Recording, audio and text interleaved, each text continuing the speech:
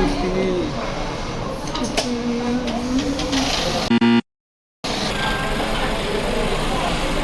Schedule 12টা পর্যন্ত। তো আলিয়া,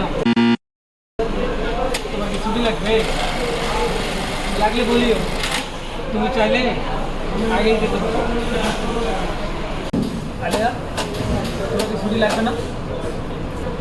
বস আজকে ছুটি লাগবে না, যখন লাগবে তখন কমো। আলিয়া, কি হয়েছে তোর? রুজিনা আপু, আমার না বাসায় অনেক সমস্যা। তাহলে একটা কাজ কর, নাহিদ বসকে জানা এবং আগামীকাল ছুটি নে। আচ্ছা বস আসবো?